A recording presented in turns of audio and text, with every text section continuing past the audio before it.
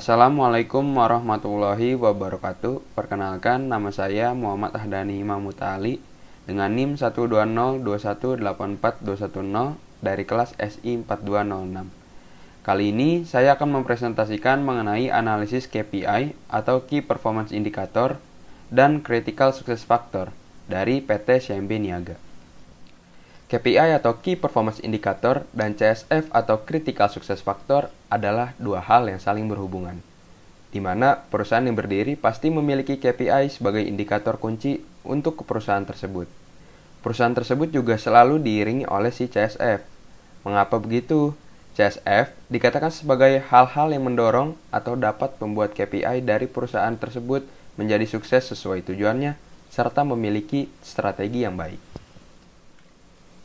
Ya, sekilas mengenai PT Bank CMB Niaga. PT Bank CMB Niaga adalah perusahaan yang melayani jasa keuangan. CMB Niaga yang mayoritas sahamnya dimiliki oleh CMB Group, merupakan bank pembayaran terbesar dari segi nilai transaksi di bawah kustodian Central Efek Indonesia.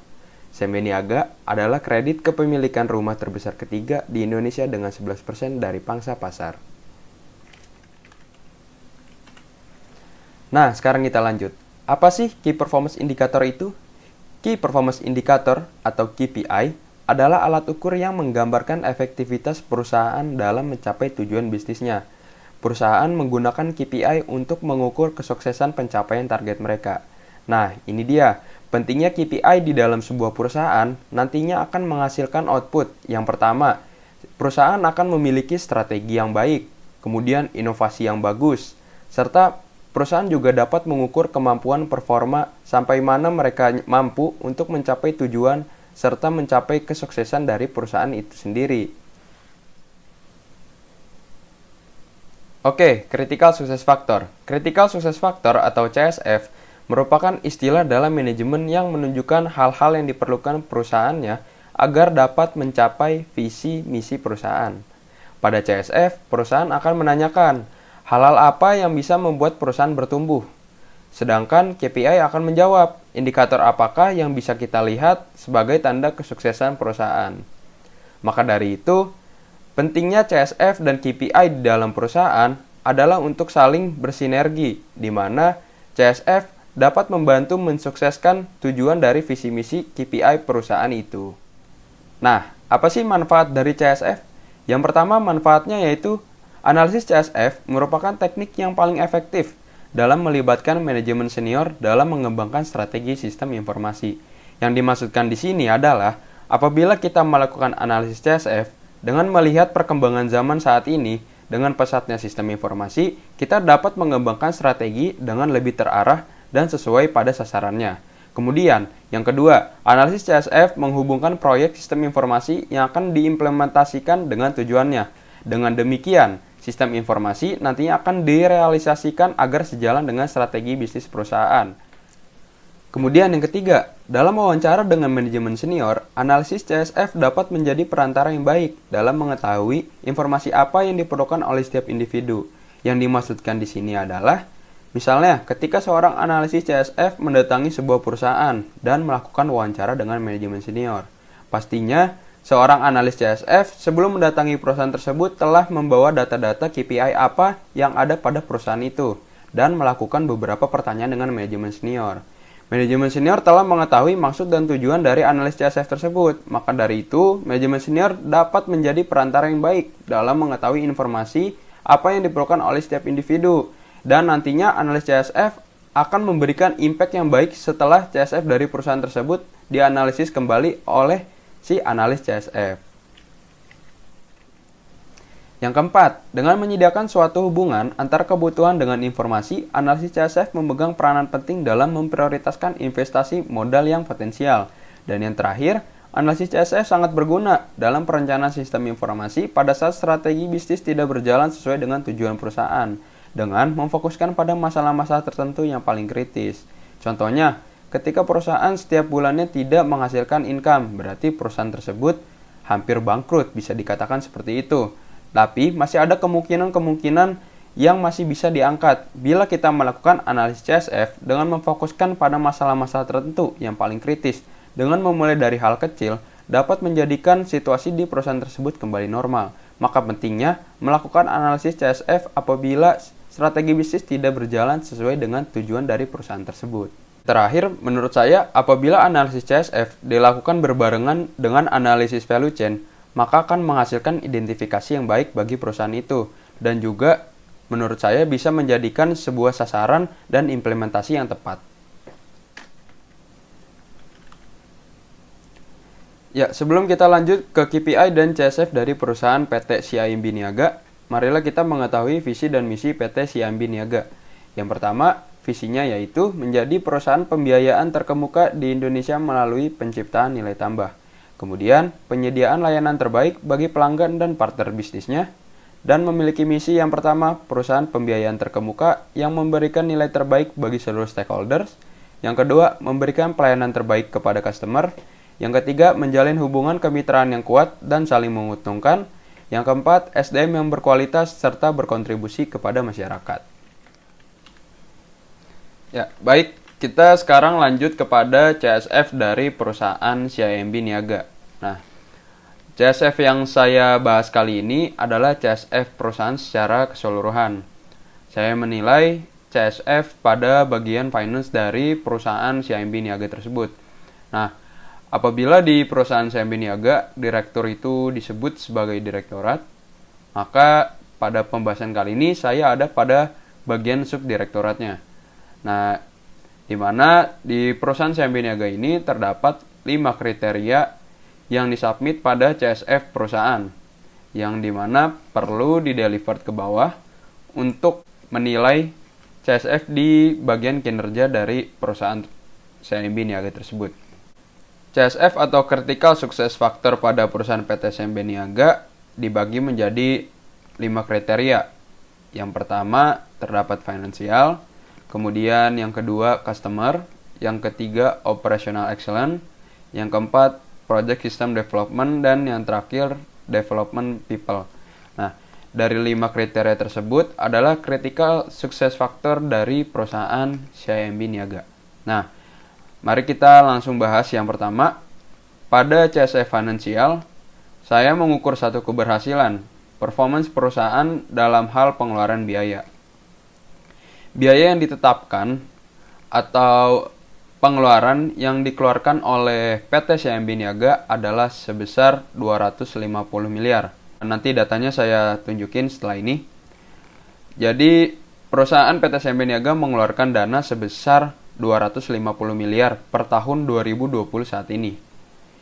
Ini menandakan bahwa perusahaan CIMB Niaga tidak boleh melebihi 5% dari 250 miliar sesuai yang sudah ditetapkan oleh PT CIMB Niaga tersebut. Kemudian, CSF yang kedua yaitu customer.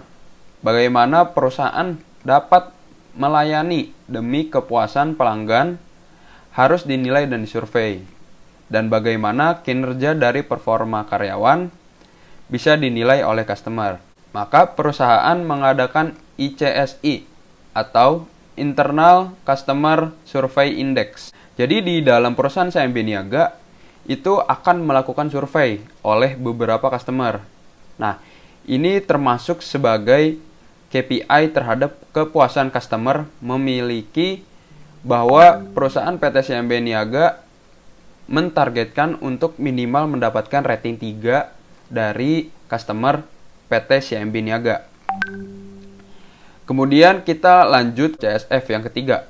Nah, yang ketiga ini terdapat operational excellence. Yang dimasukkan operational excellence di sini adalah bagaimana karyawan dapat bekerja setiap hari diukur dengan cara melakukan service level agreement atau biasa disebut itu SLA. Yang dimaksud SLA adalah seberapa kecepatan dalam melakukan transaksi yang dilakukan oleh PT CIMB Niaga dengan target melakukan transaksi dengan 3 hari kerja. Maksud dari 3 hari kerja itu seperti apa? Nah, contohnya saya contohkan ketika karyawan menerima instruksi dari atasan bahwa perusahaan harus melakukan transaksi dengan 3 hari. Nah, ini menandakan bahwa tujuan atau KPI dari operational excellence. Mungkin dari 3 hari tersebut lebih cepat, lebih baik. Tetapi tujuan dari perusahaan ini atau KPI dari perusahaan ini maksimum 3 hari kerja untuk melakukan pembayaran kepada pihak ketiga. Nah, di sini saya akan memperlihatkan slide berikutnya. Nah, ini dia yang tadi saya katakan 250 miliar. Oke, kita lanjut. Transaksi dengan 3 hari adalah bentuk dari KPI Operation Excellence. Nah, lebih cepat lebih baik, maksimum 3 hari kerja melakukan pembayaran pada pihak ketiga. KPI pada Operational Excellence ini bagaimana dapat memonitor outstanding. Apabila perusahaan tidak membayarkan lebih dari 3 hari, maka KPI dan CSF dari perusahaan tersebut gagal atau overdue, atau bisa juga dikatakan sebagai melewati batas waktu. Saya berikan contoh, ketika karyawan dapat menyelesaikan pembayaran outstanding di bawah 2 hari, maka perusahaan tersebut akan mendapatkan achievement atau bisa disebut KPI dari perusahaan tersebut sukses. Dapat dilihat bahwa CSF Operational Excellence ini memiliki bobot sebesar 35%. Tahapan-tahapan yang harus dilakukan untuk mendevelopment sistem adalah membuat SOR atau disebut sebagai Statement of Requirement. Target untuk pendevelopment sistem ini dan pembuatan SOR, sebenarnya perusahaan CMB Niaga ini menargetkan selesai pada Januari 2021. Tetapi untuk KPI dan target dari CSF tersebut untuk mensukseskan dari project development ini, maka ditargetkan bahwa apakah pada bulan Agustus sudah mencapai 80%. Nah, apabila memang di bulan Agustus tercapai, maka perusahaan CMB Niaga mendapatkan achievement bagi perusahaan dan nantinya akan diimplementasikan. Dan bobot KPI pada project development system sebesar 30%. Nah, ketika untuk development system perlu diketahui bahwa SOR-nya seberapa besar dan seberapa yang diinginkan. Dan juga untuk tercapainya pembangunan sistem pada bulan Agustus akan memberikan impact baik sekitar 4 bulan. Yang tadinya ditargetkan Januari, tetapi pada bulan Agustus telah tercapai 80%. Maka bisa kita hitung bersama sekitar 4 bulan perusahaan dapat melakukan seperti migrasi data, kemudian deployment, ataupun data-data lainnya. Dan bisa mengimplementasikan di bulan Januari dan KPI pada project development ini tercapai. Kemudian yang terakhir adalah di dalam perusahaan juga tidak terlepas dari karyawan. Bagaimana perusahaan bisa mendevelop serta mengupgrade knowledge dari karyawan. Perusahaan CMB Niaga ini melakukan dengan training. Nah, ini termasuk kepada CSF yang kelima dari perusahaan CMB Niaga, yaitu pemberian training oleh setiap karyawan.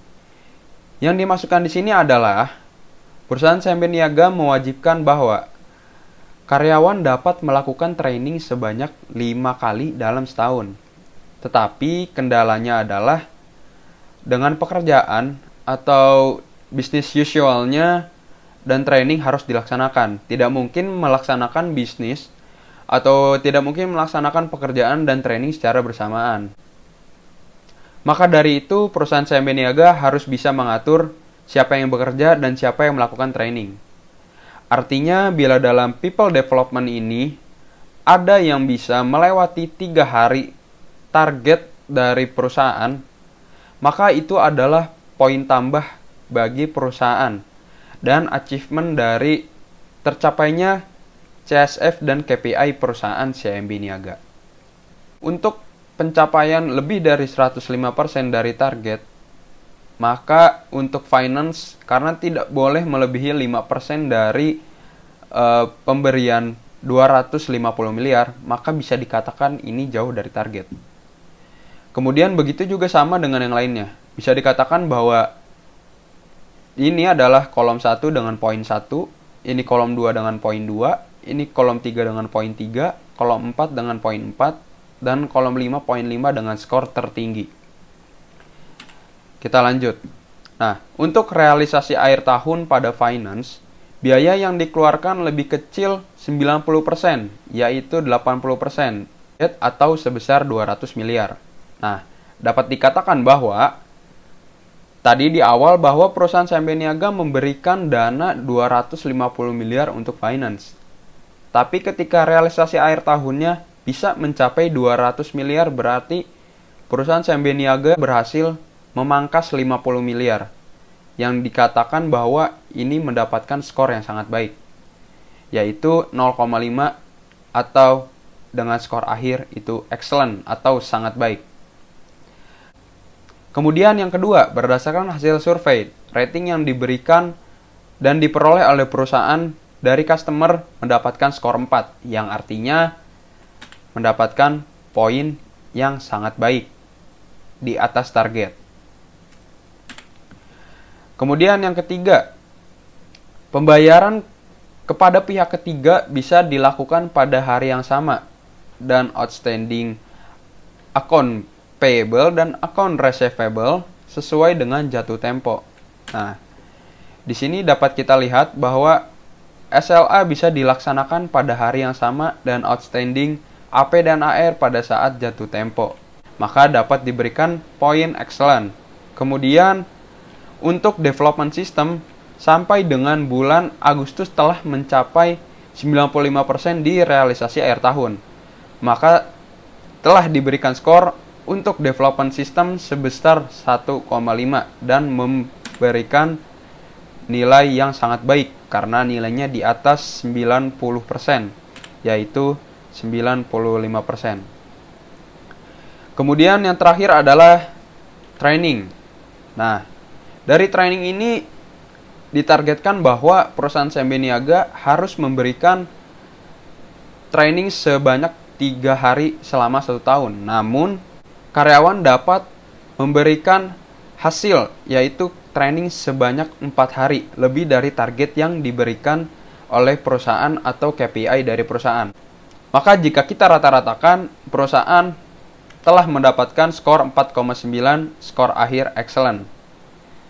Bahwa perusahaan telah mencapai KPI dan CSF yang sempurna dan sukses, dan perusahaan memiliki bonus yang besar bagi karyawannya. Sekian, terima kasih atas perhatiannya. Mohon maaf apabila ada kesalahan.